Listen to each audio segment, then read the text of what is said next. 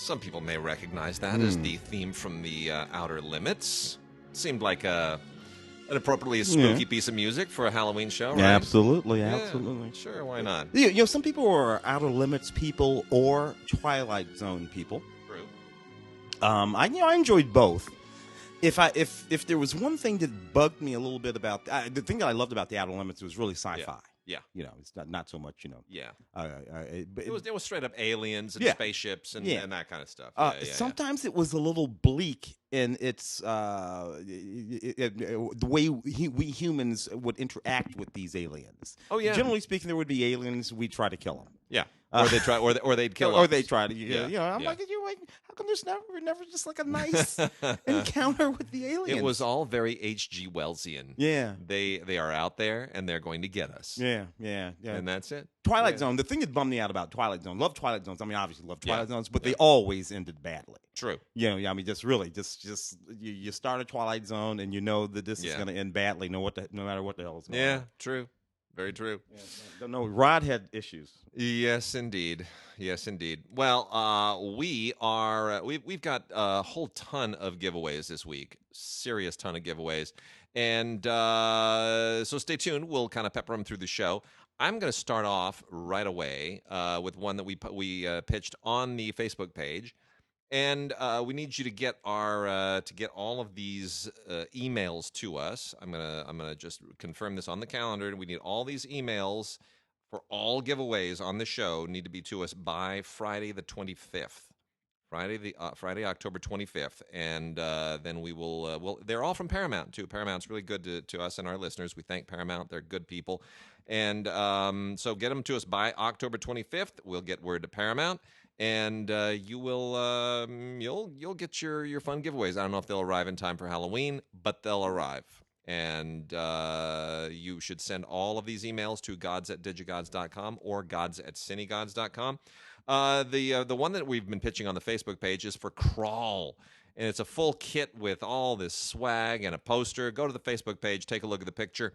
It's a lot of fun. So if you want to get in on that one, just send us an email with Crawl in the subject line. Crawl. And make sure it gets to us by the 25th. Gods@digigods.com or gods@cinegods.com. And we will pick one very happy person to get that Crawl giveaway. Really good stuff. And then we've got 3 others that we will tout over the course of the show. But let's start off and let's just dive right into it. Was there anything else that happened this week? Anything else worth talking about? Nobody died. We usually not hit the this obits. week. Not this week. Usually hit the Last obits. week. It was a little bit rough, but not particularly terrible this week. No. Yeah. As we move into the season, things seem to be sort of leveling off a little bit. Hey, what did you think of Malevolence last week? Maleficent. Maleficent. Yeah. Yeah. So here's my vibe on Maleficent because my wife loves Sleeping Beauty. It's her favorite Disney film. My daughter loves Sleeping Beauty. It's one of her favorite Disney films. Neither of them had ever seen the original Maleficent. So we watched it before I had to see the sequel because the question was, do they want to see the sequel? And my daughter was kind of into it. She's now watched it 2 more times. Despite the fact that it's loaded with violence and a lot of things that would normally freak her out. She knows the story well and is intrigued by the fact that they kind of flip the story a little bit. Mm-hmm. They try to redeem Maleficent a little bit. King Philip is kind of a bad guy right there. It's that the story she was familiar with is a little bit reinterpolated. Mm-hmm. And that's interesting to her. She's never really seen that happen before. Beauty and the Beast was pretty much the same story. Oh, yeah. So now this is the first time she's seen, that you can change the story. I'm not sure she likes it. My wife definitely doesn't. But it doesn't leave any room at the end for a sequel. It's like, what do you do? Right, because we work our way up to the other movie, right? Yeah, what happens now is that they take Maleficent forward and flash backward and completely rewrite the entire Sleeping Beauty story to the point where it no longer makes any sense. It's really upsetting. Yeah, see, I hate that. It's really upsetting. You're like, wait a minute. You just completely changed the entire story. It would be as if somebody made a movie about Treasure Island and then did a sequel where you find out that Long John Silver is really a good dude, and that the treasure was buried by like somebody else, and everything that made the story is now upended, just because we didn't know what else to do. So we're just going to change. Oh, everything. and aren't we clever? Yeah, no, you're not clever. Not. Yeah, you're not clever at all. You sat around, you had some story meetings, and you couldn't come up with anything, so you said, why don't we just mess with people? Yeah. That's what you're doing. You're just messing with everybody. Yeah, it's what they do. It's what they do in the DC universe. It bugs the hell out of me. Yeah. Where they just completely, they pretend like entire storylines and movies and characters don't exist. Yeah. And, in this movie, we're just going to pretend like nothing happened. None of that happened. And if you want to switch everything up, well, we'll just introduce a new character and blame it all on them. Yeah. Wait a minute. Or no. move it to a new dimension. You know what? Stop. This is the shut up. And my bigger problem is that it's all about the action now. It basically winds up being a Marvel film. Yeah. Maleficent, Queen of Evil. Well, she's not even that evil in it. That's the first thing. They're redeeming her. They're making her good. So in the first half has all this really dumb. There's like dumb humor in it. Really misguided humor. And it winds up being a big old Marvel action film with a big old CGI battle at the end, which I kid you not, even with all the CGI. It is effectively the same scene as the scene in Flash Gordon from 1980 or whatever. Yeah. Where the Hawkmen raid all the spaceships. Yeah. It's that exact battle, not done as well. Oh my gosh, that's just terrible. Yeah. That's just terrible. Yeah. It's that, but it is literally that. Yeah. It is literally that. And I just watched it and I just thought this is just unimaginative. CGI really does kill creativity. Oh, it does. And I've been saying it for like 20 years now. And what's funny about it is the better it gets, the worse it is. Yeah. Which was interesting to me because when Titanic came out and those little CGI people were walking around there, I was like, that's perfectly ludicrous looking. Yeah. And now that would look better, but it would be worse. Yep. And that's look. Orson Welles said, the absence of limitations is the death of art. Yeah. And the more convenient they make everything, the more they make it possible to fix it in the timing, fix it in the mix, fix it in CGI, fix it. The less you feel the need to do it right the first time. Yeah. One of the other films we talked that we are talking about on Film Week today as well, and will be old history by the time this podcast goes up, but is a documentary that's doing a one-time Fathom event on Tarantino's films. Mm-hmm. On the first 8 Tarantino films. It does not include Once Upon a Time in Hollywood. Mm-hmm. But they got like a lot of people to talk, and it's really interesting. And did they get Robert Forster? Speaking of people we lost last week, Robert. They did. He's all over it. He's all over it. And no Pam Grier, unfortunately. That's a little sad. But Sam Jackson all over this thing.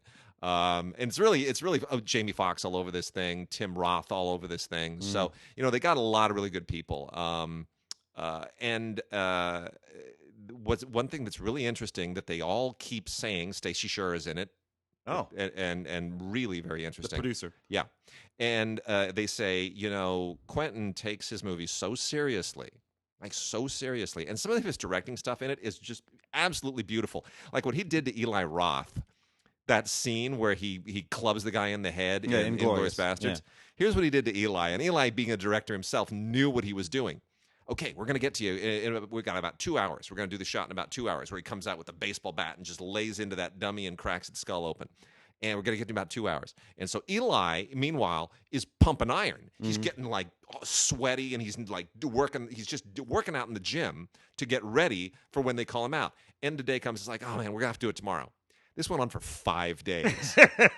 and he said, and I knew what he was doing. He had no intention of bringing me out. He was just going to piss me off for 5 days and get me so psyched and so pumped that when I came out, I literally was the bear Jew, and I was going to wail into that dummy, and that's why that scene works. Yeah. Because he just pissed him off for 5 straight days. Psychological directing. It's really great. Yeah. The one thing Stacey Sher talks about this too is on Quentin's movies, nobody's allowed to have a cell phone. Leave it in the car, leave it in your trailer, leave it in your hotel room, whatever. I don't want any cell phones on the set. Everybody's focused on the movie.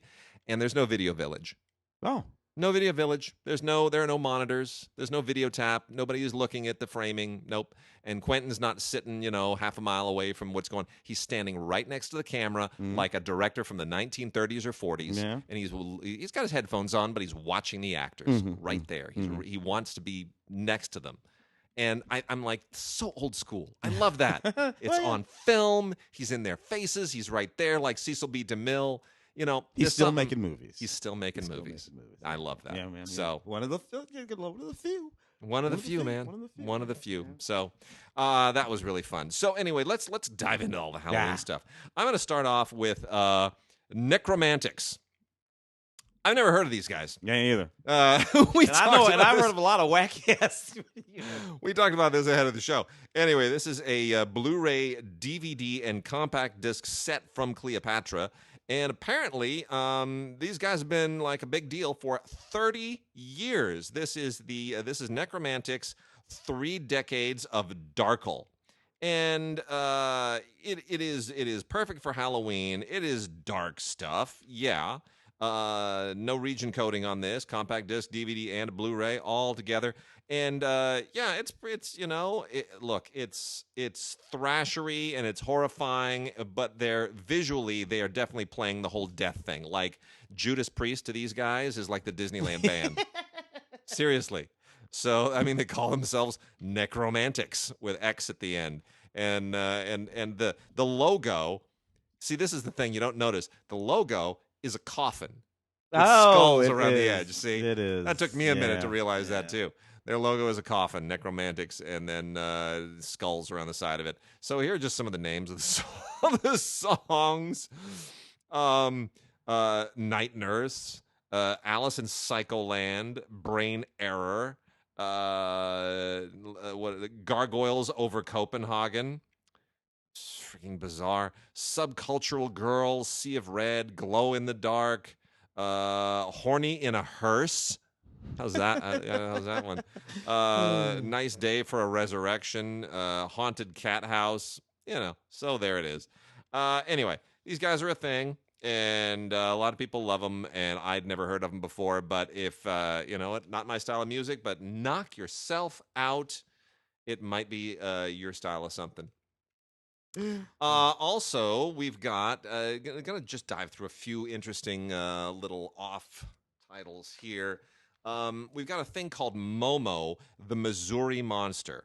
Now, dude, that was a thing when I was growing up. Was it really? I was going to ask you. Yeah, I grew up in St. Louis, Missouri. So Momo is an actual thing. Yeah, it was a thing, and was you know, Okay. it was like our sort of Sasquatchy, Bigfooty, sort of Momo. Momo's gonna get you. Okay, all right. See, that's what I was wondering. Did they make this up? Because it has kind of a mock documentary feel to it. Like there's that vibe. Like you're like, I don't know. This feels totally fabricated. It kind of does. Yeah. But yeah, it kind of takes place in the Louisiana, Missouri. 1972 is when all this kind of starts to transpire, and then they made this movie in 1975, and to try to sort of dramatize the Momo sightings thing. Anyway, the movie never got released. Yeah, it was made in 1975. I can imagine. And it never got released. That's about the time that it was a big old thing. Yeah. And it's out now, and it's mad cheesy, man. It's really kind of hysterically funny. The acting's terrible, the directing's terrible, but you know what? It's heartfelt in a weird kind of way. So that's interesting. Momo was an actual thing. Well, anyway, that's Momo, the Missouri Monster. If you want a great grindhouse kind of a thing for Halloween, there it is. We also have, I love some of these titles, The Velocipaster, a man of the claw. How's that for a tagline? The Velocipaster, a man of the claw. This doesn't even try. You gotta be honest, this doesn't even try. So this is about a priest who is grief-stricken after losing his parents, and he goes to China, where he learns. Are you ready? Yeah. He learns how to turn himself into a dinosaur. But why? You know, you know what? Even if that was something you could do, and then why the hell would you? And then somehow there's a hooker who's his friend, and he's fighting ninjas, and none of it really makes any sense at all. Writer-director Brendan Steer does really seem to clearly understand, given the commentary track, that this is all just a great big crazy joke, probably drug-induced. But yeah, it's out there. This is what happens when it's just too hard to get attention out in the world, and you just come up with completely bananas stuff. Scary Stories, the story of the books that frightened a generation. This also has director's commentary. This is also from Wild Eye Releasing, like the last one. And so Scary Stories to Tell in the Dark is the book in question, and really obviously has a very long cultural history if you followed it to any degree. So they go to the author's family, and they talk to a whole lot of other people, like even R.L. Stine, who created Goosebumps, and try to sort of unravel why Scary Stories to Tell in the Dark became more of a thing than anything Lovecraft and anything, a lot of other horror books, a lot of other books that were sort of quote unquote taboo or whatever. And why was this the one that really set everybody off? Why was this like the dark Harry Potter? And it's quite actually interesting. Not a great film necessarily for a Halloween evening with your friends over, but not a bad dissection of the phenomenon of social and cultural horror. So that I thought was cool. A couple other grindhousey things here, both of them from Severin. The first one is a giallo film presented by Dario Argento, directed by Sergio Stivaletti. It is called The Wax Mask. And, for a straight-up 1997 giallo, 20 years past now, but sort of 20 years beyond the prime of giallo, it's not bad. It's not my kind of thing, but it does. It's sort of what I like are the special features. It's got a lot of special features that set the context for giallo, that really establish where all of these things fall in the legacy line and in the timeline of how these things evolve. Very, very interesting. The director and his special effects team do the audio commentary. And the featurettes are all very, very interesting. The Chamber of Horrors, particularly, is a good one, and then Beyond Fulci is another really, really good one.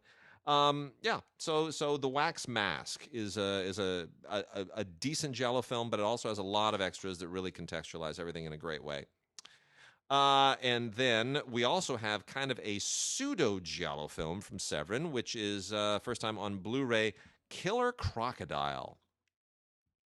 Killer Crocodile is from the late 80s, 1989 specifically.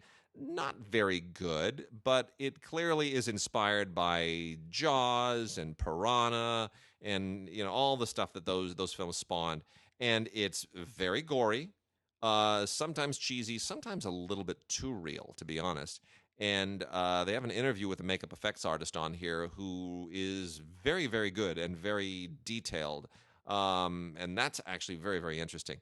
The idea is probably, for the politically incorrect crowd, you'll probably enjoy this. It's basically about a crocodile that winds up eating a lot of environmentalists who are out to sort of save the crocodiles. Yeah. That's what it is, Well, good intentions always go punished in these kinds of movies. But it's really a nice transfer for a movie that's that could have very well looked like garbage, considering it's over 25 years old, 30 years old. They went to the negative. They did a nice 2K transfer. It's not bad. Oh, good stuff. Yeah. Want me to knock off a few of these? Let's hit a few. Let's see. Let's start with Satanic Panic. Which is just a fantastic name for a not particularly good, but not particularly terrible movie. It lives right there in the zone. Pizza delivery girl. Yeah. Who's in need of money. Her last delivery of the night, Halloween night, is to this sorority of Satanists. And they need to sacrifice a virgin. And wouldn't you know it, she's a virgin. Yeah. You know what? She's not so much worried about getting sacrificed. She wants her tip. That's so funny. That's what she wants. That's too funny. Jerry O'Connell, Rebecca Romaine pop up in this movie. Yeah, it's a perfectly nice little Halloween middle. And it's funny these movies can still get made. I'm glad some of them are tongue in cheek. Yes, they know. They know. As opposed to these Annabelle movies, Annabelle Comes Home. Yeah. I tapped out on these fairly early. The Conjuring, good movie. Yeah. The Conjuring, good movie. Yeah. Annabelle, everything else, Conjuring not so universe. Everything else is you have these demonologist family, and they're running around. You got this evil doll. They take the doll, they stick it in their haunted artifacts room. Here's the problem, folks. You don't want to have a haunted artifacts room at your house. You're probably gonna want to keep those. I don't know. Go rent a storage area someplace and put the haunted artifacts in that. Don't keep them at your house, man. Deleted scenes and featurette. These movies are fun for people who like those movies. Two Evil Eyes. I remember this. 1990. This was the thing in 1990. So you have these two horror tales based on short stories by Edgar Allan Poe. And they're directed by these two famous directors. You got George A. Romero, who left us a year or so ago, I think, and Dario Argento directing these two movies in this thing. It's kind of fun. With a decent cast, this thing, you have Adrienne Barbeau, who, you can't go wrong with Adrienne Barbeau, particularly in 1990. But you got Harvey Keitel in this thing, too. E.G. Marshall shows up. I mean, a real serious, Sally Kirkland, John Amos, a real serious cast of actors in these two Edgar Allan Poe sort of adaptations done by these two very, very good directors. So Two Evil Eyes, 1990 film. Not a lot on this by way. It would have been lovely if they would have had a commentary or something like that on these tracks, sort of, because nothing really ties together. George Romero, right, and Dario Argento. I mean, Giallo and what George were doing, totally different things. Yeah, completely. These genres had nothing whatsoever to do with one another. The Malevolence films. All three of them here: Malevolence, 2004, Malevolence 2, Bereavement, the director's cut, and Malevolence 3, Killer. So this director made these movies, and they're actually pretty damn good. They live in the exact same zone as the Halloween films. And had they come out 25 or 30 years ago, they would probably be fairly, they'd probably be fairly notable films. Things happen when they sort of, Stefan Mena is his name. They're about a little boy named Martin Bristol. He gets kidnapped when he's 6 years old. He completely and totally disappears. We know that he was in the hands of this madman serial killer who forced him to watch all kinds of absolutely sadistic things. And each one of the films are about what happens when Martin comes back. Malevolence 3, we end up right back at the beginning again, and we see what happens. These are pretty good movies that people rather enjoy the Malevolence films. Candy Corn. I've actually seen this. It was actually a fun film. I kind of enjoyed it. This is one of those sort of classic films. You have these bullies, Halloween, they have this hazing thing that they do. There's this one particular guy, this outcasty kind of guy. His name's Jacob or something like that. Things go a little too far.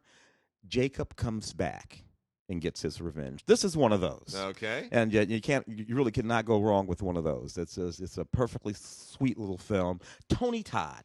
I love Tony Todd. If you want to, let me recommend, speaking of Romero and Tony Todd, 1990 also, I think, a remake of Night of the Living Dead.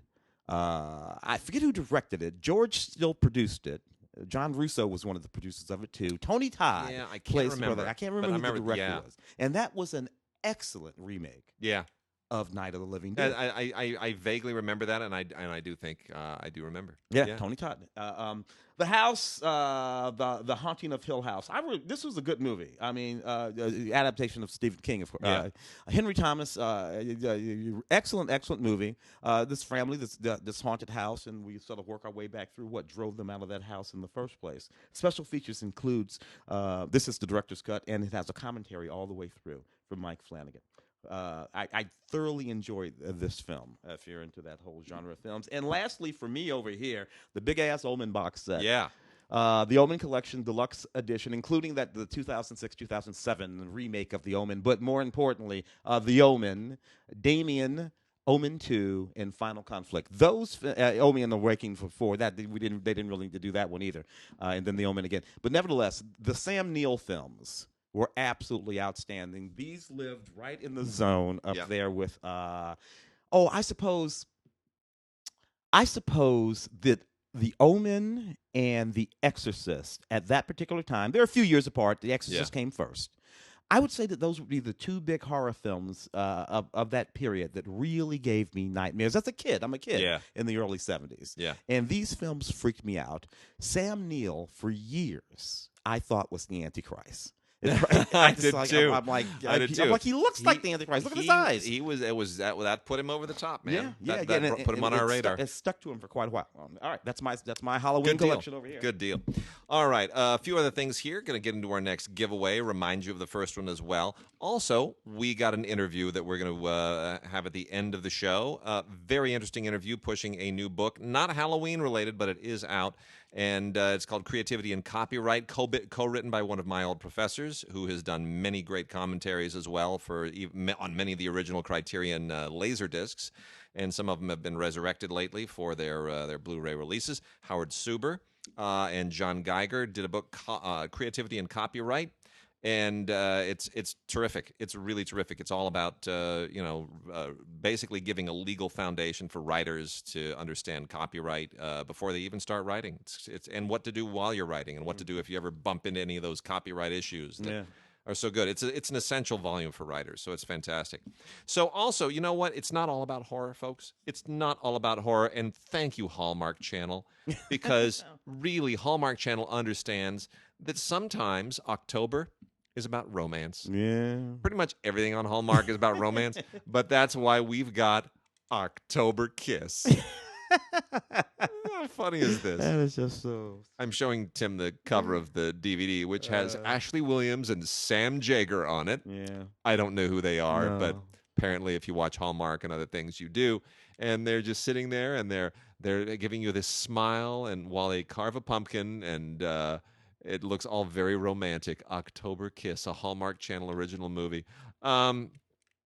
Look, seriously, it's another one of those. All these Hallmark romances are exactly the same, whether it's October Kiss or Christmas Kiss or Spring Kiss or Thanksgiving Kiss, whatever it is. Yeah. They're all absolutely the same.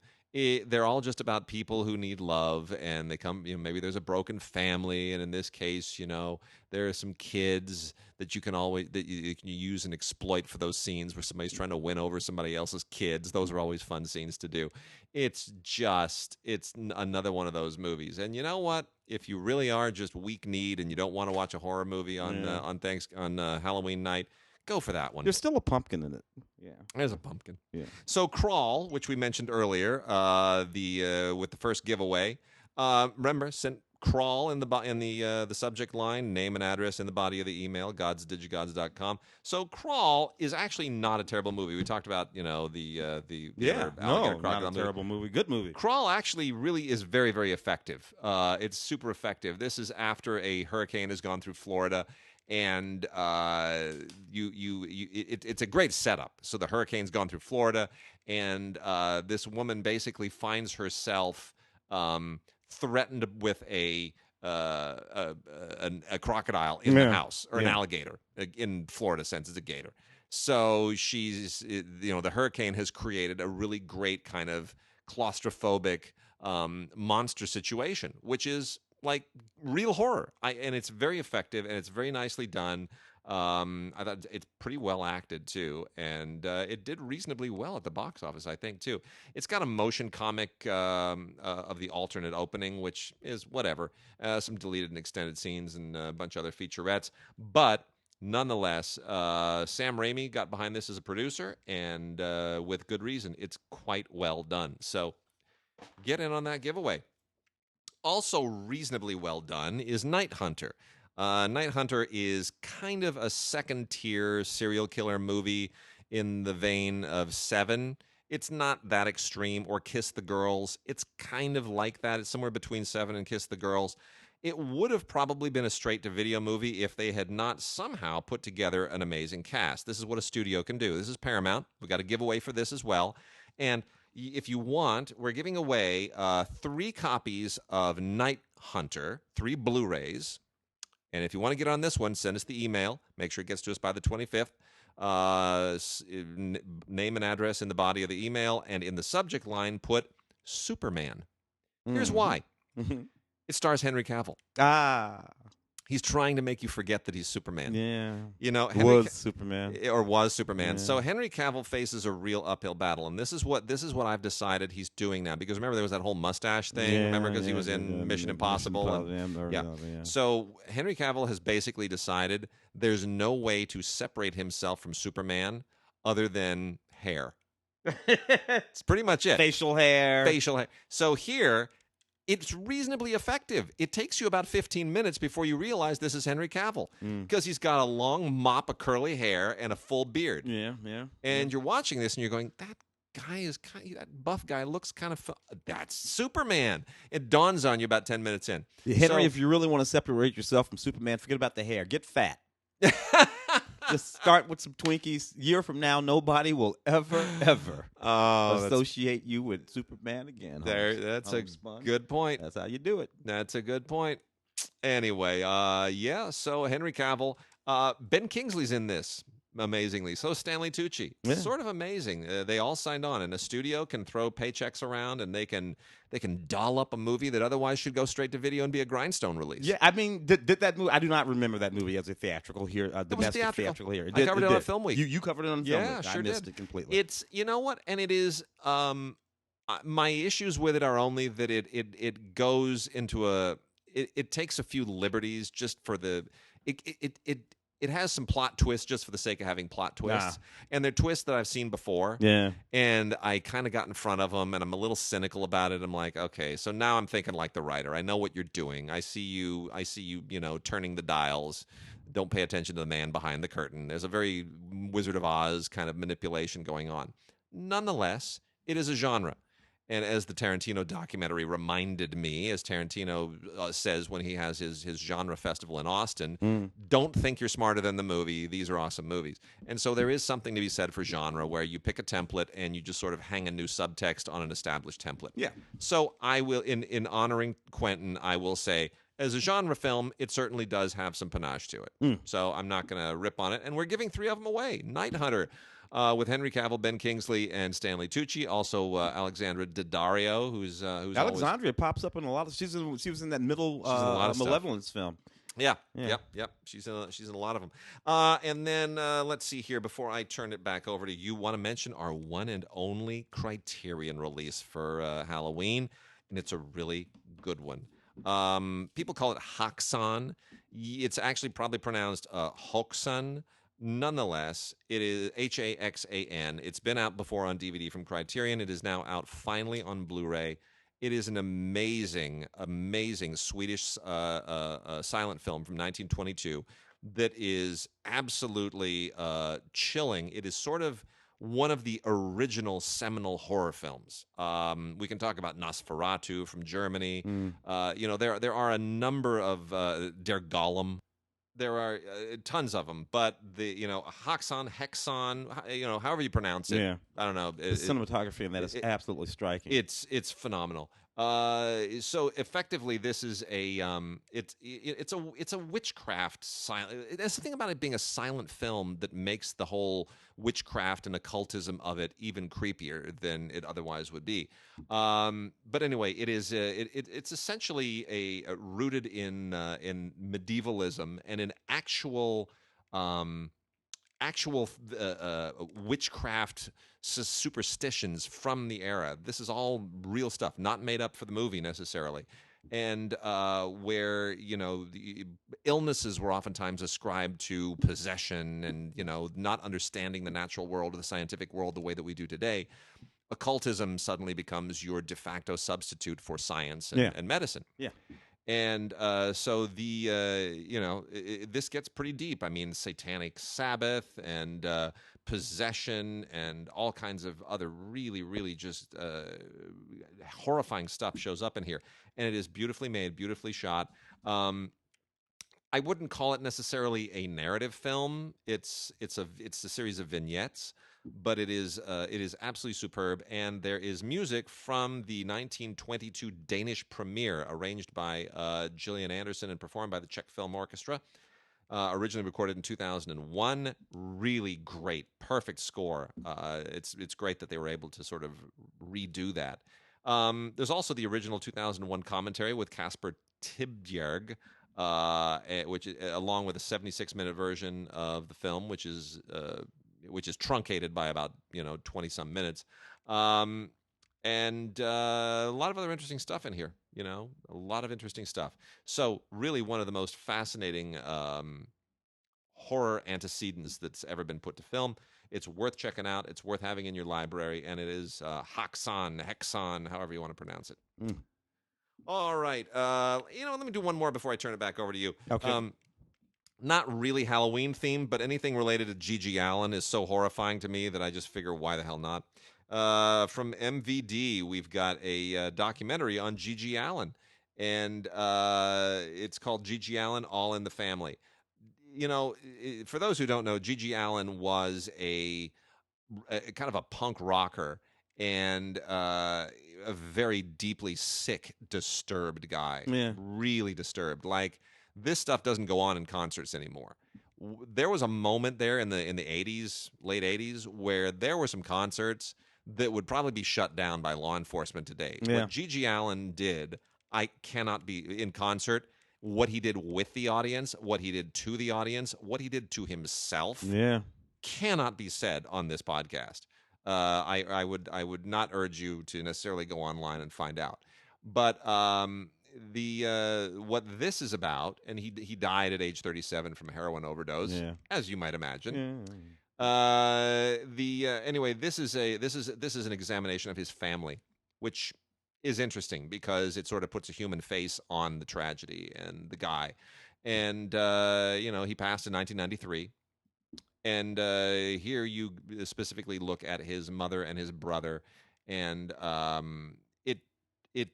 it really tries to sort of make sense of who he was and why he was. And it does a reasonably good job of it.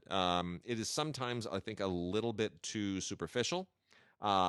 It doesn't dig enough. I think they're afraid of, hurting people and offending people. They pull their punches a couple of times. Nonetheless, it's the only one out there that's doing this. Look, so. He was transgressive. Transgressives can be interesting at points, and they pop up at points in history. Yeah. There are transgressives, however, who are also suffering from mental illness. And that's very much a case here. Yeah, and that's not just a matter of a person making these sort of social choices and things like that. You add mental illness into that, and you have an entirely different sort of dynamic. Very true. And I'm sorry, he was mentally ill. Yep. Tone Deaf and Blood Paradise. I put these two movies together to talk about very, very quickly because they are basically the same movie, these two movies. It's literally they're the same movie. So Tone Deaf, 2019 movie, Jason Patric. And Amanda Crew in this movie. It's about this one young woman who's gets dumped by a boyfriend, fired from her job. She goes out to the country, rents a country house from this widower, Jason Patric. Gonna just relax. Try to get his things together. Jason Patric goes all bananas, tries to kill her. Oh, you can't be doing that because he's crazy. And then I have this movie, Blood Paradise, about this young woman, and she goes out to the Swedish countryside, rents this country house out in the country of Sweden. And she rents it from this crazy guy who tries to kill her, along with the rest of the town. And I'm like, seriously, this is like the exact same movie. Stay home. Everybody just stay the hell at home. Stay home. Stay away.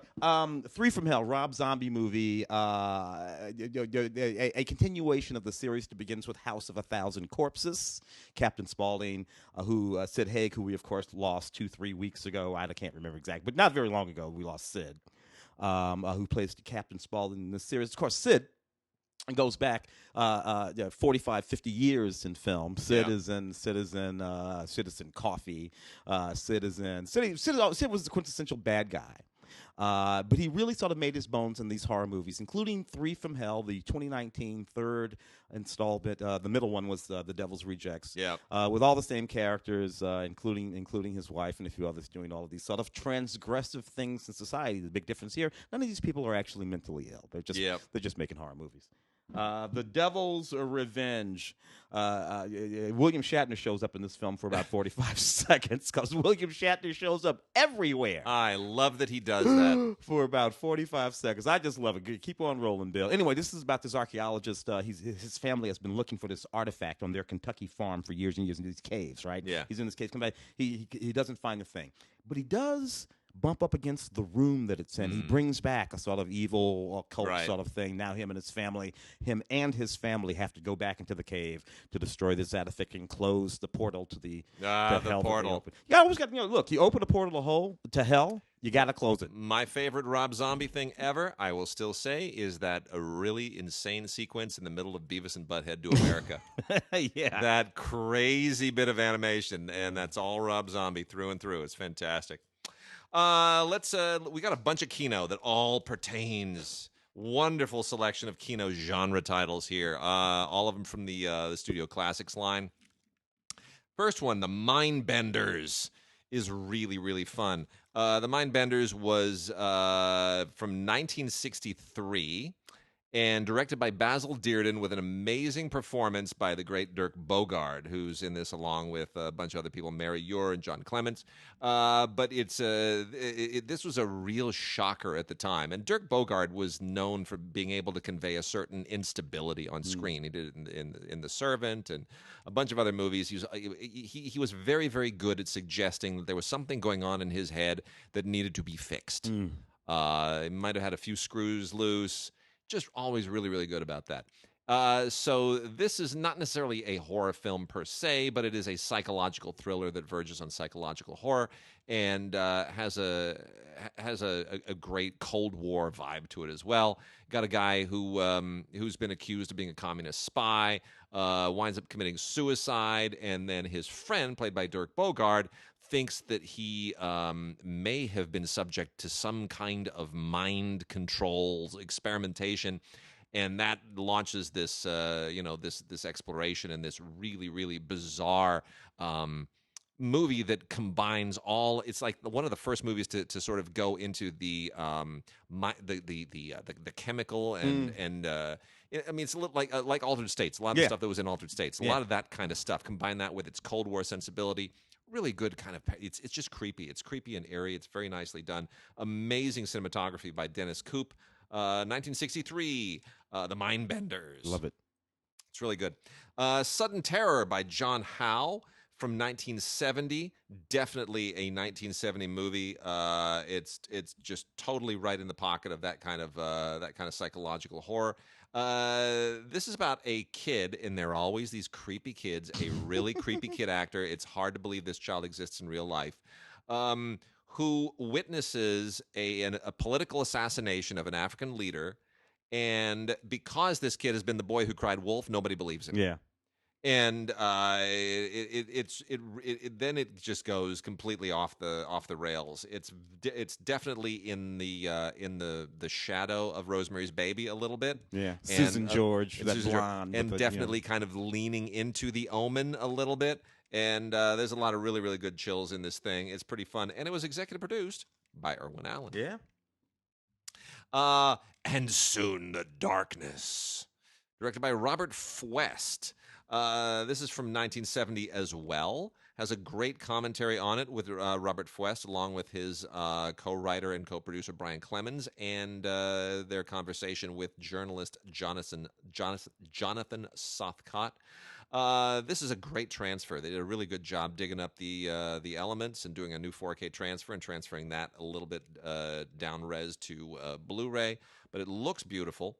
Fuest is kind of he's a little bit, he's somewhat known from the time and has some skills. This is one of those, a little bit like the things that you just talked about for a second. Going into the countryside where you just ought not go. It's a couple of British nurses. They're in the French countryside, and as in The Wicker Man and anything else where people go into countrysides where they just should not. There winds up being there are incidents that cannot be explained. I don't want to give anything away. They discover something, and it turns out that things are not quite as they appear, and it gets very menacing and scary, and everything kind of just goes completely insane by the end, and hence And Soon the Darkness. Terry Nation was one of the writers on that. Oh yeah. They did a sequel to that, or not a sequel, a remake, and maybe 10 years ago with Amber Heard. And Mark Urban and all the Carl Urban and all the. It was actually a pretty good sequel too, and it's good stuff. Good stuff. Well, in 1980, John Huston directed a thing called Phobia, believe it or not, which is another great psychological thriller with no less than Paul Michael Glaser in it. Also has John Colicos and a lot of other great figures from the period. The story was co-written by Ron Shusett, who of course co-wrote Alien, and so this is really a really interesting 1980, very atypical archetypal 1980 movie. Jonathan Kaplan was an executive producer. It's really interesting to see all the people who are involved in this. And Paul Michael Glaser is trying to sort of exploit Starsky, but move beyond Starsky a little bit, and does a good job of it. He's basically he's a guy who treats people who suffer from various phobias, hence the title of the movie. And eventually, all of his patients start getting killed, and now it gets very Agatha Christie like. Right now, you gotta try to figure it out and put it all together. And John Huston does this the way that he does everything else, with enormous professionalism, and it's very polished, and it's really cool. And you got to check it out. I would really recommend this. Phobia, an unheralded gem from 1980. The last three here, two of them are. I'm going to move to this one. Roberto Benigni made a movie called The Monster, which he really should not have. This was right before he did.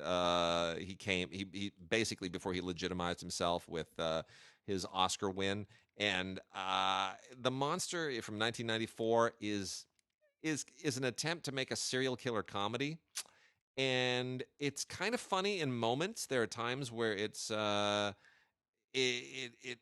where it is really funny, and there are other times where you just feel like, oh, maybe you shouldn't have gone there. Yeah. Nonetheless, it was Some successful. people would say that about Life is Beautiful too, but it's true. Mel Brooks being one of them. Yeah. Nonetheless, and he's in it with his wife Nicoletta Braschi and Michel Blanc, the great French screenwriter and actor. But I mean, look, it's Benigni doing his thing. Yeah. And the last two here from Kino, Dan Curtis's Trilogy of Terror 2 with Lizette Anthony, one of the original great Scream queens. And this is 1996. Has an audio commentary by a film historian and an interview with Lizette Anthony.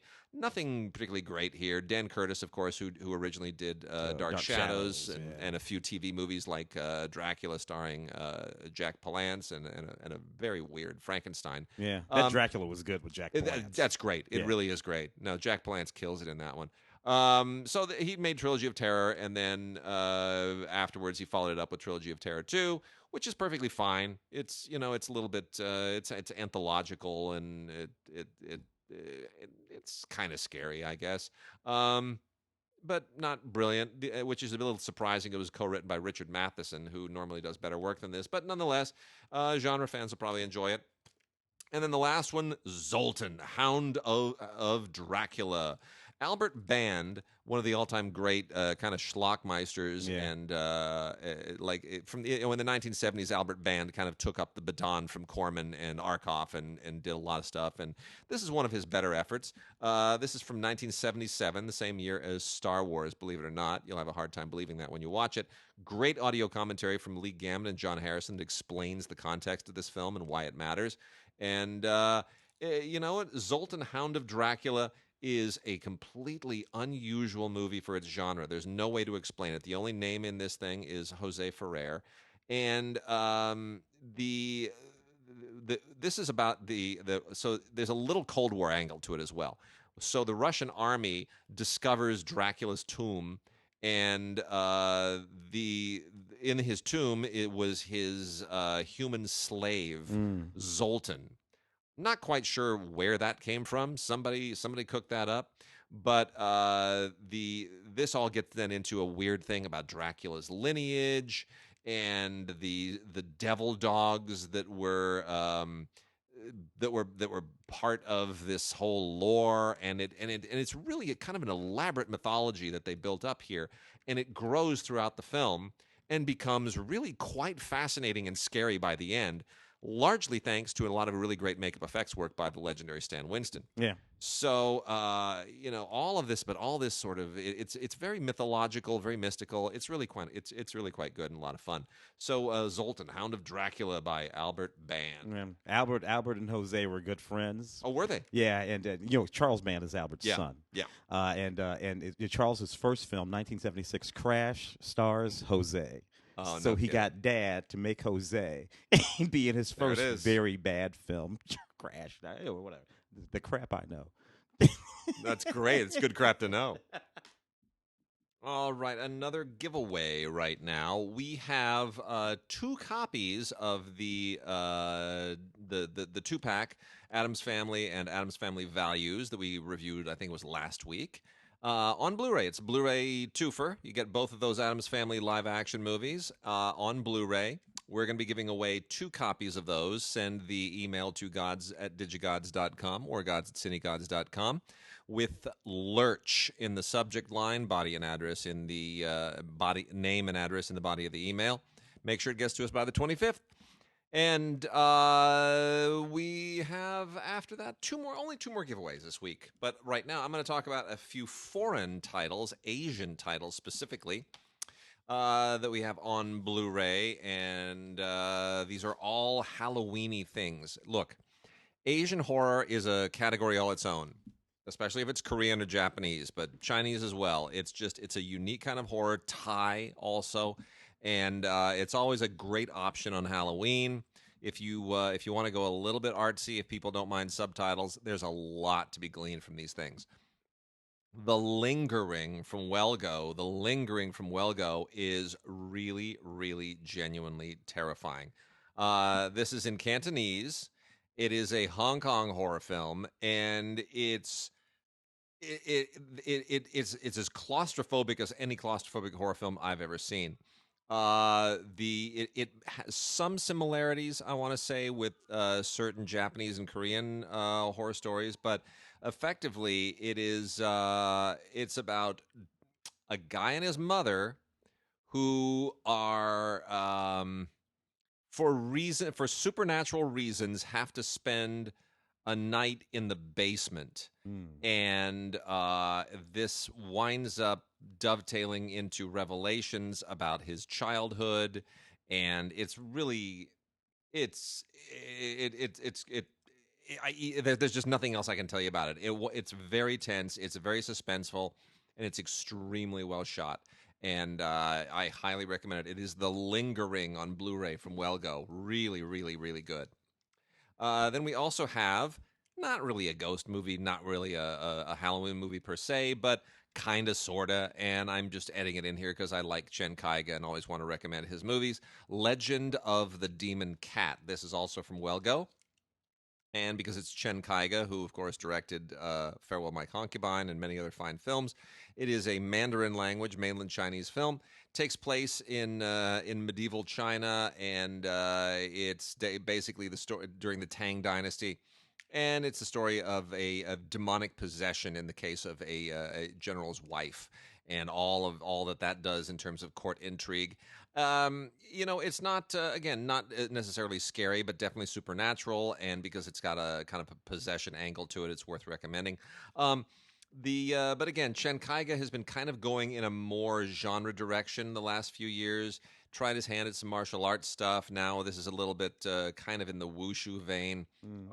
It's not his best work, but it's beautifully made. It's really just fantastically well photographed, and has a lot of great stuff in it. From Japan is a film called Brutal by Takashi Hirose. And it absolutely totally lives up to its name. This is unbelievably brutal. It was made in 2018, but feels like something that would have been done in Japan, maybe even in the 80s. There's a serial killer going on, and they find out. There are things that connect his victims, as is often the case in serial killer movies, that winds up being the big revelation. It's really, really well done. Not my style because it's really horrific in a way that I don't like have in my head. However, if you like that stuff, the Japanese do not pull punches, and Hirose is a very, very skilled director. So the film is Brutal from Unearthed Films.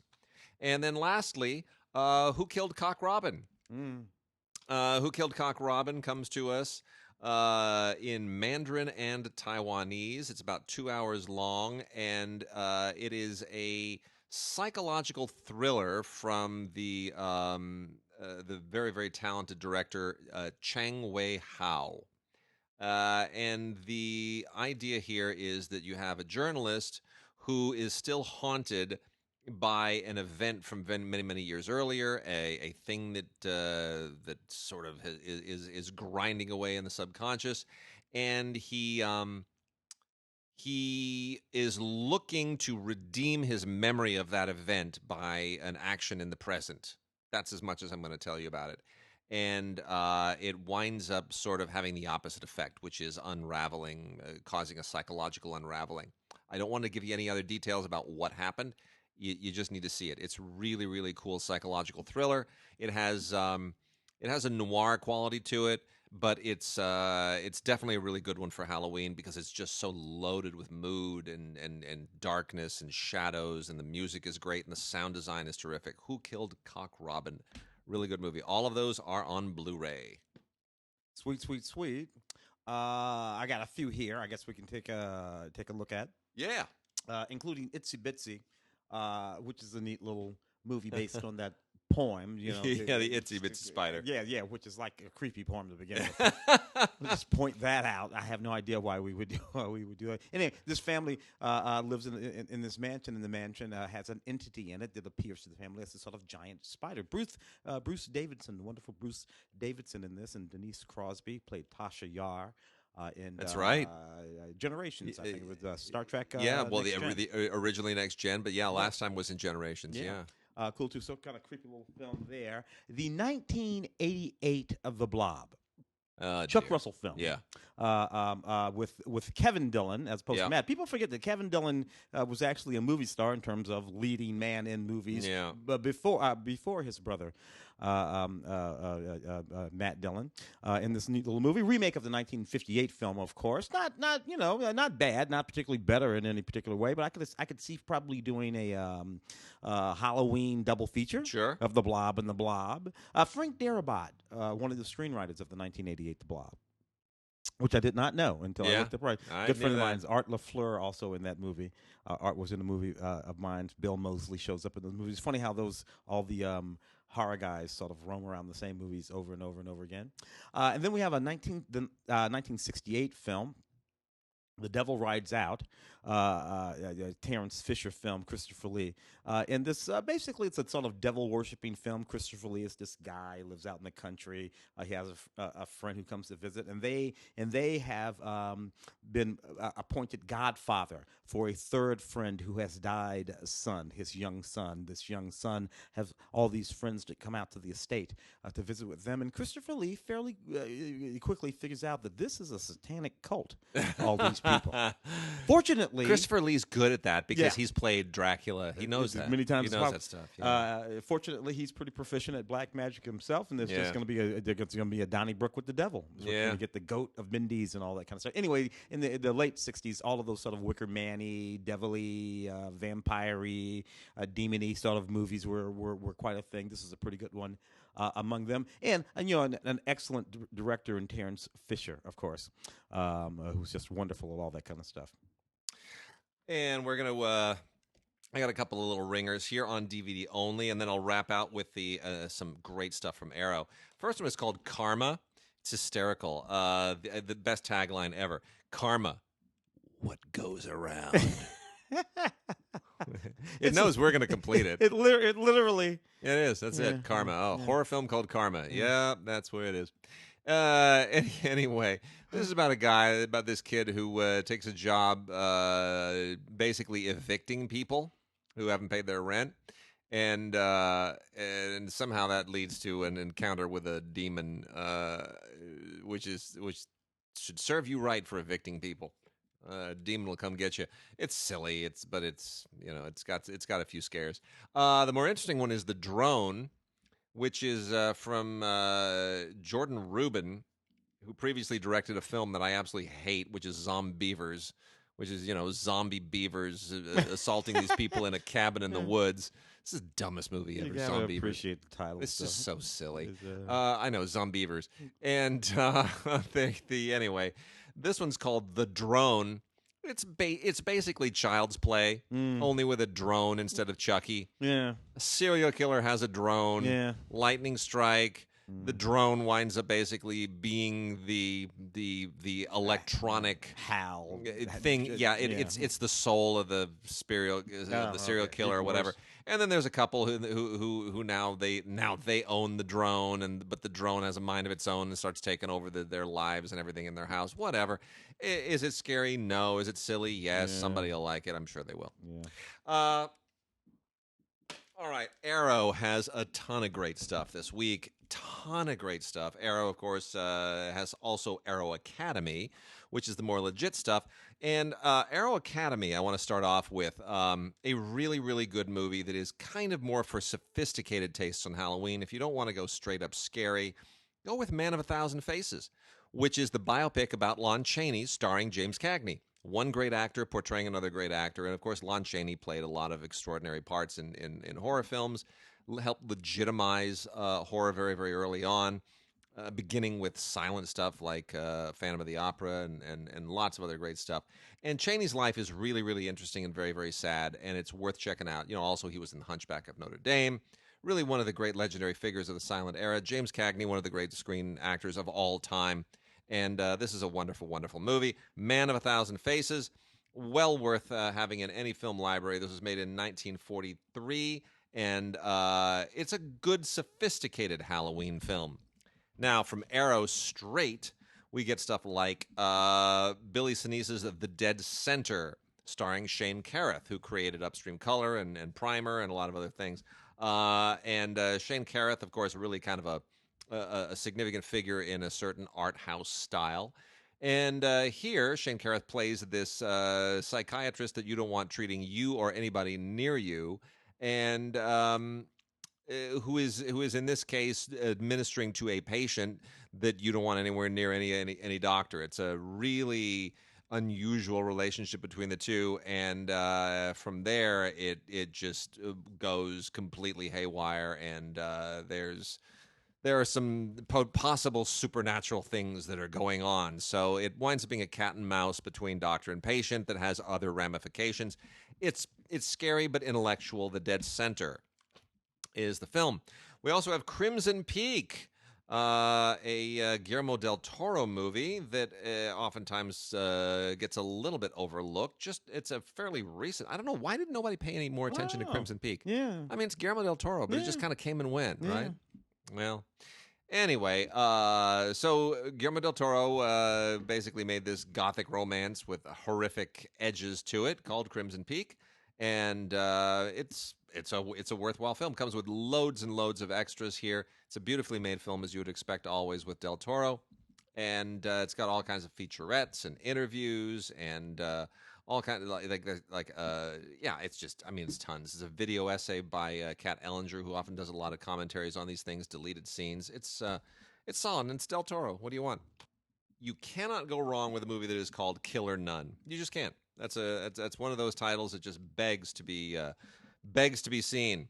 Killer Nun was made in 1978 by director Giulio Berruti, which makes you think, okay, we're into giallo territory. Don't necessarily stereotype anything by the name of an Italian director. It kind of is, but it's more than that. This also has a very interesting video essay by Kat Ellinger as well that deals with the nunsploitation genre, which really is a subgenre of exploitation, nunsploitation. It's an actual thing. Anyway, Killer Nun stars Anita Ekberg, who is always wonderful. Anita Ekberg, of course, from La Dolce Vita, in a very, very different performance. And look, it's about a killer nun. What do you want? It's Sister Gertrude, who's got all kinds of issues and completely loses her mind, and then everything goes south. And that's it. That's all there really is to it. Allegedly, this was based on real events. I think it's probably based on a nun who had psychological problems. And they invented everything else. But again, loaded with extras. A lot of very interesting stuff on here, including a commentary by Adrian J. Smith and David Flint, who are experts on Italian genre cinema. And they'll give you all the nuances on this. It's really cool. And then we have Ringu and the Ringu Collection. So this is the original Japanese movie that inspired The Ring, which is horrific. I love The Ring, but I think Ringu really nails it. I mean, it is just one. It sort of originated the J horror movement. It really did.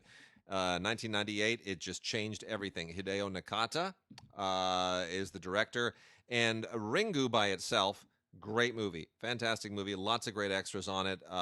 Interviews with the filmmakers, look back at the Ringu series and what it meant and how it changed everything. It's all very, very salient.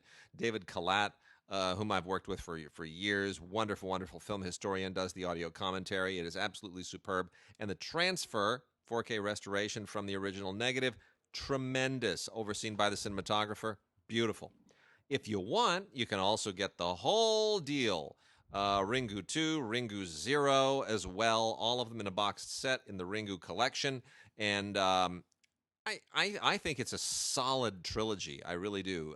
It's very, very interesting because then it goes back to Ringu 0, which is the origin story, right? It goes back in time. And it's absolutely it really is there's nothing exploitative or pushing the story to where it doesn't need to be. It's really it's quite good all the way through. It's fantastic.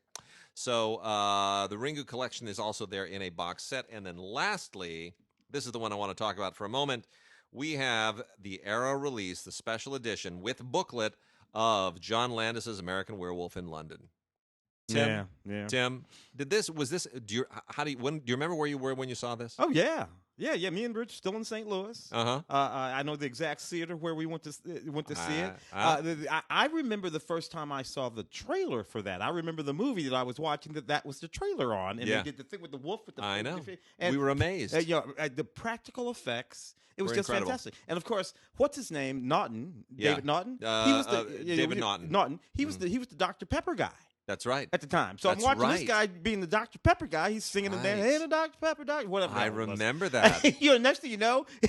I'm a pepper, you're a pepper, that whole thing. Yeah. He's the guy in this, and he's turned into a werewolf. And plus, people don't give Griffin Dunne enough credit. I'm sorry, he is hysterical. In that movie. He's his friend who gets ripped up and he comes back and haunts him. He's just hysterical in that movie. It is, it really is John Landis at his best because it's horror, it's comedy, it's everything in between. And it really is it's an extraordinary movie. It just doesn't get enough credit. I think people like to rip on Landis a little bit more than is warranted because he really is. When he's on his game, he's on his game. This is a beautiful transfer supervised by Landis himself from the original negative. It was completely restored and revisited last year, or within the last year. And the extras are sensational. New audio commentary with Paul Davis, who is a film scholar of these kinds of movies. Another audio commentary with David Naughton and Griffin Dunne, which is great for all the reasons that Tim outlined. There is a brand new feature-length documentary called Mark of the Beast, The Legacy of the Universal Werewolf, which takes you through the entire history of werewolves in Universal Pictures cinema. And it's wonderful, and it's fascinating, and it's just so enjoyable. It's worth the purchase of this thing all by itself. There's a great archival interview with John Landis all about the film. There's a thing with Rick Baker where they're talking about the makeup. There's archival and historical footage from Rick Baker's workshop, outtakes, storyboards. There's even a fold-out poster, and then this booklet. The whole thing. It's just a great, great piece of history. American Werewolf in London. John Landis's seminal 1981, was it? I think it was 81. 81, seminal 1981 film. Well before CGI, when everything was practical. By the time they did the sequels, American Werewolf in Paris, whatever, it was also the CGI werewolves. But this, and then The Howling, those were the two that changed the game. Gregory They really did. And, it's fantastic. They did. So American Werewolf in London. There is your final film this week, and it's a real A-lister for for Halloween.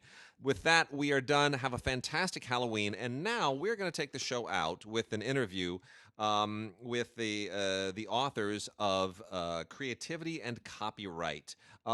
This is an amazing book, and you really have to check it out. Creativity and Copyright, written by John Geiger and Howard Suber. Howard Suber was one of my professors in school at UCLA Film School. He was a dean of the school at one point, and it is it's a real walk through in a very very smart way of all the things that writers need to know in order to not be completely terrified of copyright law. And it doesn't get into, and we'll talk about this in the interview, but it doesn't get into all of the nuances of statute and legalese and all of this. It's very, very digestible. It's evergreen.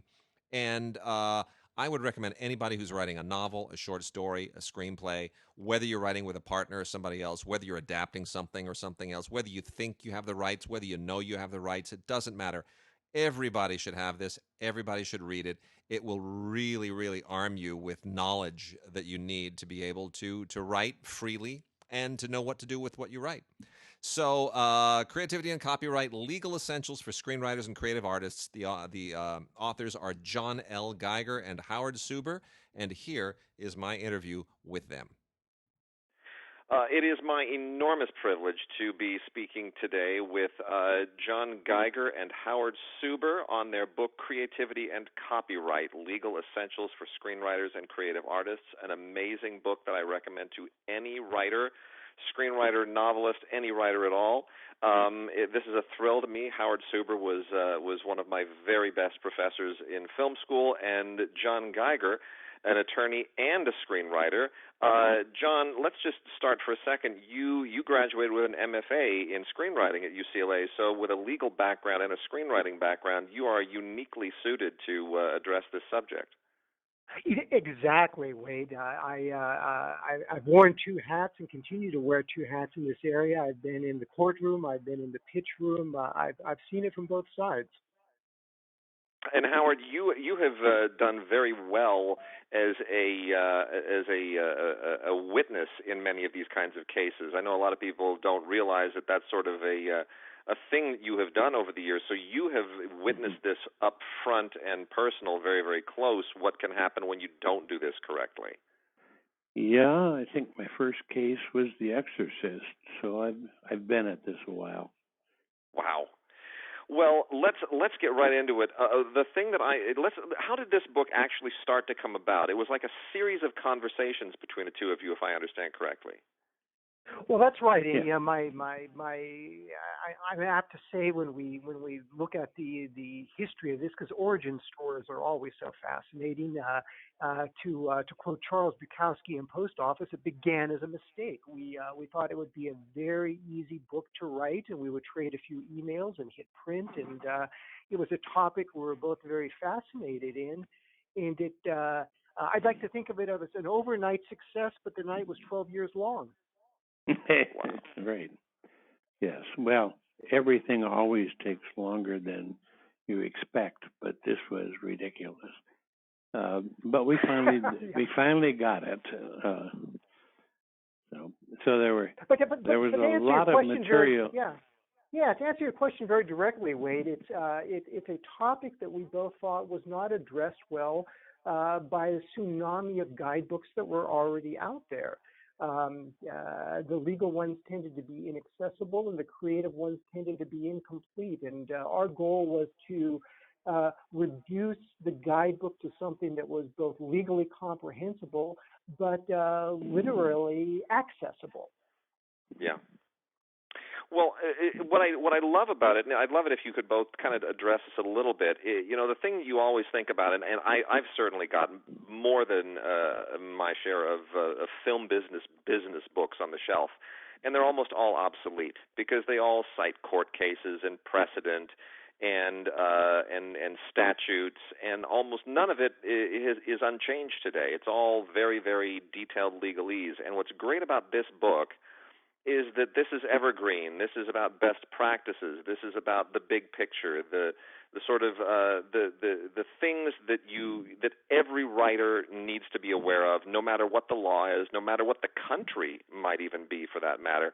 It's a way of approaching the work that puts you in the right frame of mind, and that's what I like about it. Is that it's something a writer should read before they write, not after they've written. Yeah, well, this is aimed at mostly screenwriters, but anybody who creates material. And there are certain basic principles which, in in my lengthy experience teaching would-be filmmakers, they generally have a lot of misconceptions about. And in fact, this book, one of the reasons it took us so long was that we kept bringing up more and more questions that we know our students have asked frequently, and then we had to winnow it down to a brief book, which was our goal. But I'd like to think that I'd like to think that in its brevity, it still is very comprehensive. As you note, Wade, we don't tell war stories per se, though there is a wonderful section where Howard does let you behind the curtain and tells about some of his expert witnessing adventures. Yes, Chapter 7, Confessions of an Expert Witness, which is great. But by and large, we avoid the celebrity name dropping and instead try to address the rules. There are fundamental rules that are very, very straightforward. The lines are very bright. There's a lot of misconceptions out there about them. So we thought it would be important to really have a guidebook that allowed a filmmaker in plain language to see where the bright lines are. I love the title of the first chapter, which sort of sets the pace for the thing. Free for the taking, what you can steal from others and what others can steal from you, which is really important and does apply globally. Clearance on Chapter 2, collaboration, I think is really important. Chapter 3, people often think, I'm going to write a script with a buddy of mine, not realizing that when you have to share credit, when you share a work, there are ramifications to that. And then, selling, copyright infringement, the legal team, confidence, and creativity and copyright. It's a superb book. I really like the part on copyright infringement here, where you go into the elements that are sort of evaluated, and it's very, very detailed. It's plot and theme and dialogue and mood, setting, pace, characters and character interaction, sequence of events, and then finally other elements and title. That's when people think about copyright infringement, they don't break it down into those details. I don't think they necessarily think of it as anything other than I just sort of need to show generally that I have or have not infringed, or that someone else has or has not infringed. But it really does come down to all of those disparate elements. Talk about that for just a moment. Well, it does very much so, and those elements are in the Ninth Circuit test for copyright infringement. It's what the court is going to look at and what expert witnesses will opine on before a case ever gets to the jury. But I think it's important for writers, as you say, from the outset to be thinking about those elements and to take a note out of the court cases and do some reverse engineering.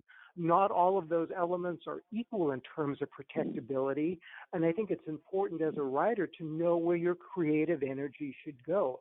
Certainly, structural elements are going to be found to be very generic. It sounds fair, whereas uniqueness and characters really are quite protectable, as Marvel Comics will tell you.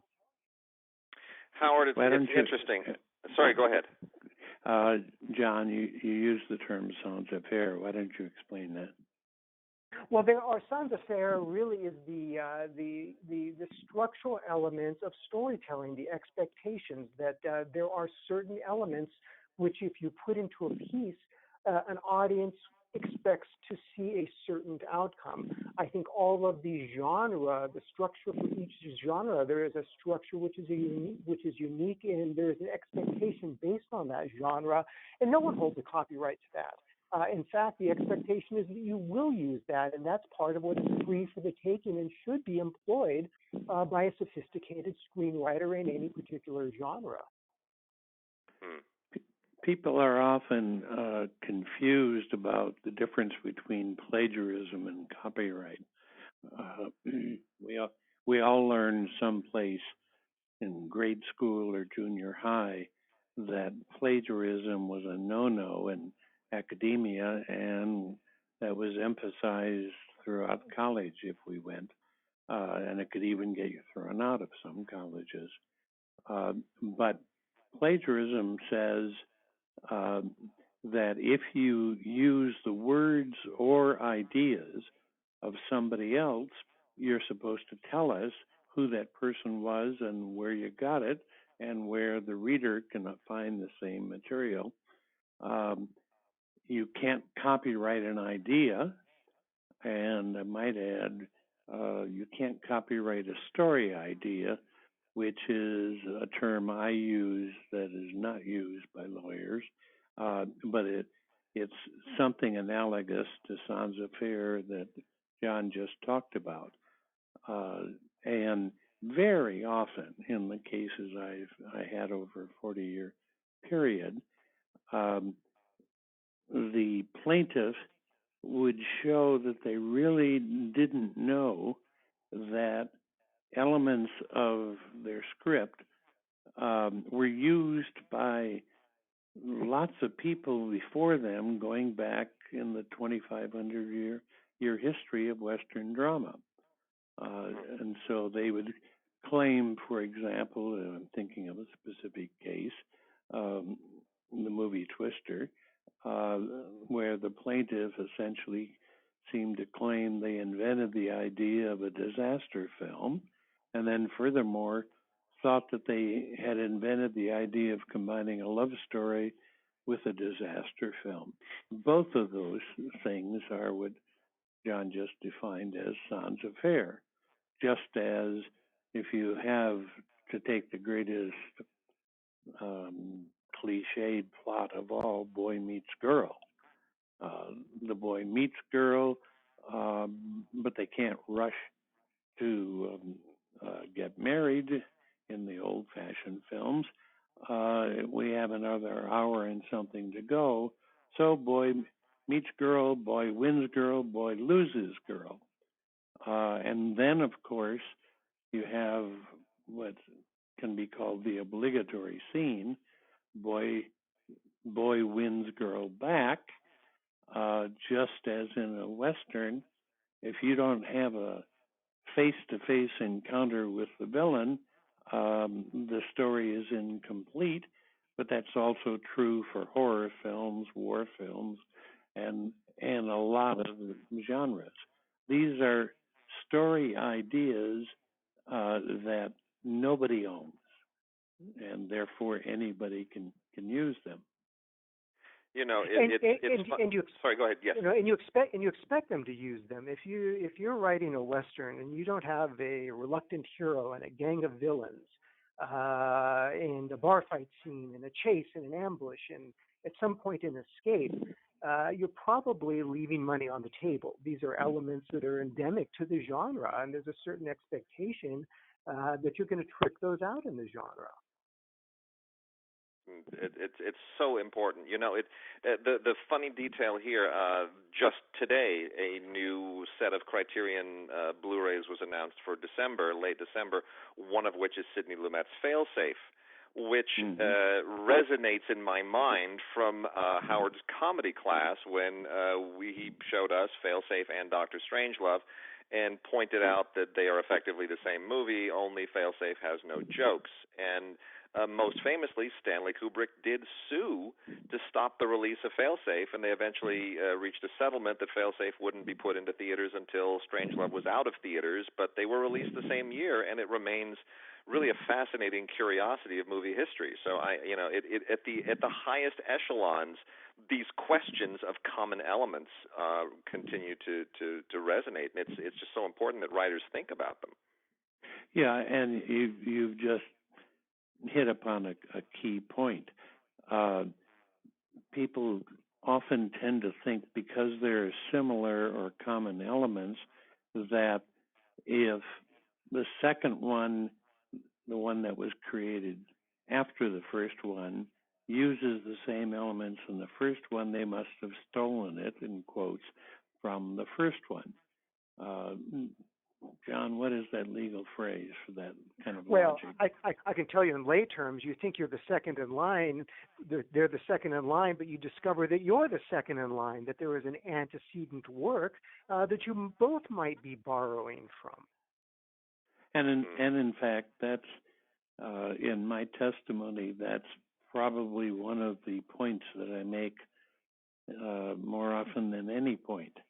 To repeat myself, we have an art form that goes back 2,500 years to the Greeks. There have been thousands upon thousands upon thousands of plots, and people tend to focus on plot when they're suing.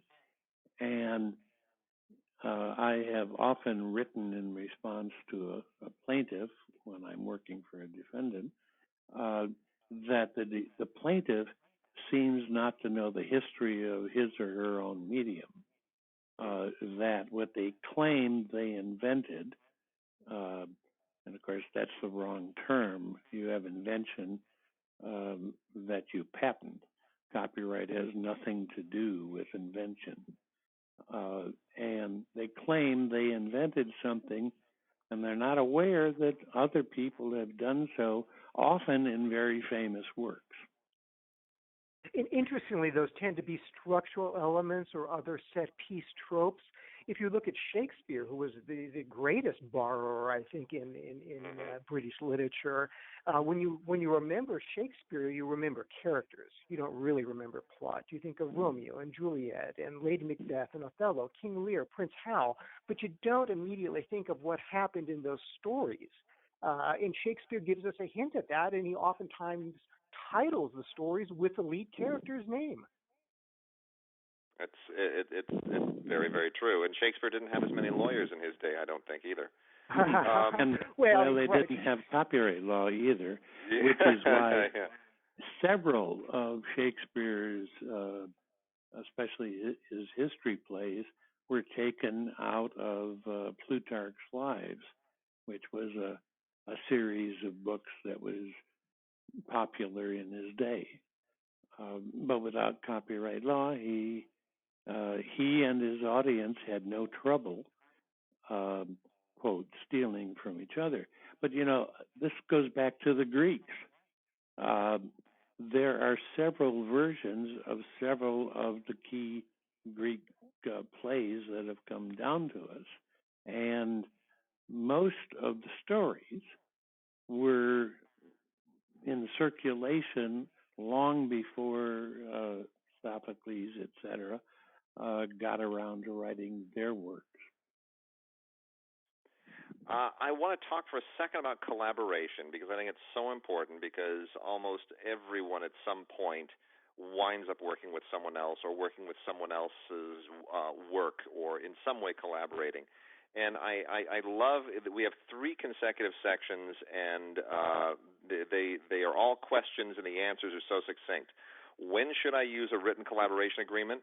Whenever you're not working alone. Does a collaboration agreement need to be in writing? Legally, no, but practically, yes. And when should we enter into a collaboration agreement? Before you collaborate. That is so succinct. What do you say to writers who might feel like, well, I'm sitting down with my wife or my buddy or my childhood best friend or my film school classmate?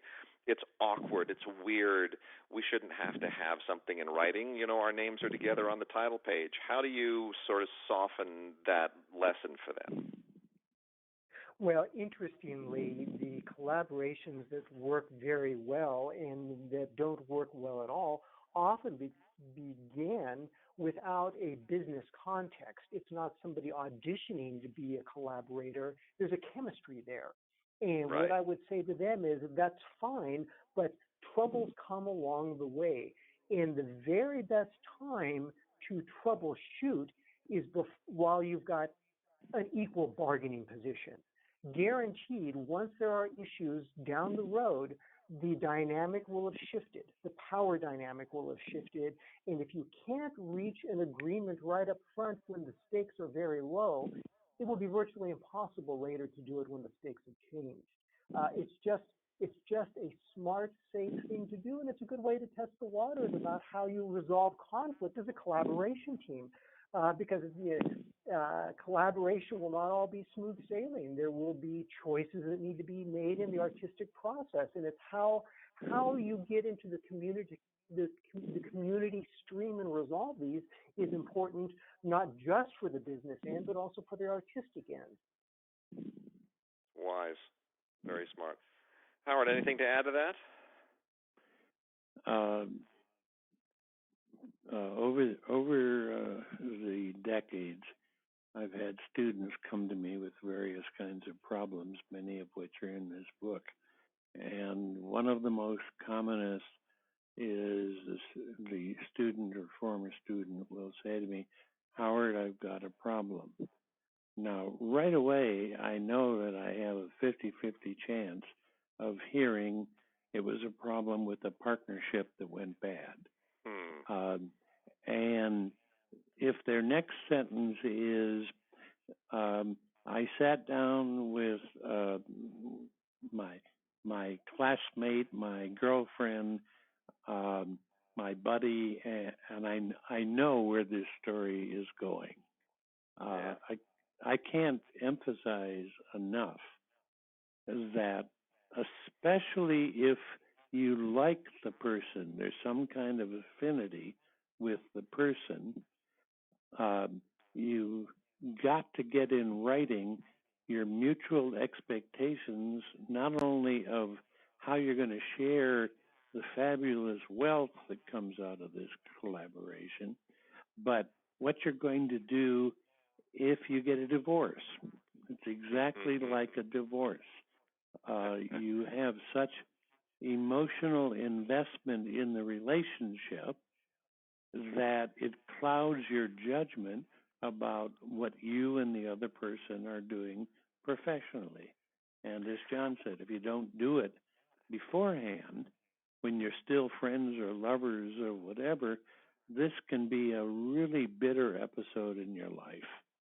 One of the credited producers on La La Land is Damien Chazelle's ex-wife, because when it all began, they were married. And I can tell you firsthand, the Lebanese filmmaker Ziad Doueri, who was recently nominated for the film The Insult a few years ago, I interviewed him for the audio commentary for that.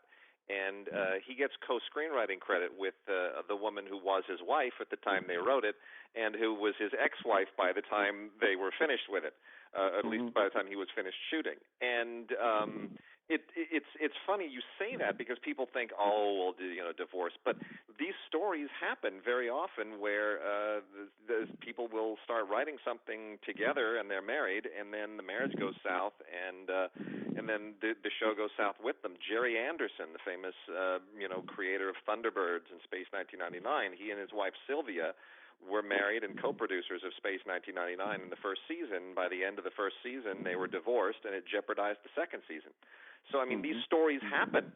It's reality, and there are some famous ones, and it's just, I think it's really important that people take that under very serious advisement. So I give you both a great deal of credit for going to those very succinct details. My last question. Sorry, go ahead. Well, I was going to say, I appreciate that, and in fact, I think we may have identified a whole new genre. There is the collaboration problem genre. There is a piece that Howard and I were somewhat inclined to leave on the cutting room floor that UC Press wisely encouraged us to put in as Appendices B, which is an amalgam of the type of problems that two writers will have when they're collaborating together. So, in a lot of ways, I think that's worth the price of admission alone. It really is. Last question then, for so that we're not scaring writers away from the writing process, because I think the great thing about this book is that it's not a Halloween treat that sort of is meant to put the fear of God into writers. It's meant to give them a sense of confidence and a sense of assertiveness, and give them power and information moving forward, so that they know what to do and what not to do. For any up-and-coming writers, anybody who's taking their first leap into screenwriting, what, just as a basic principle, I'm going to recommend they get the book, but just as a basic principle, what's the first thing that they should always keep in mind before they even put a single word on paper? Don't worry about copyright. You are freer than you think. And we make that point quite explicit in the very beginning, that a major part of our motivation is not to do what most lawyers do. Most people go to lawyers to have somebody tell them no. or to tell them, can I get away with this? We do that aplenty, but we also make it clear, as we've discussed before, that you are free to take any element that's appeared in any old play that's out of copyright, or any novel or any other written work, and make it your own.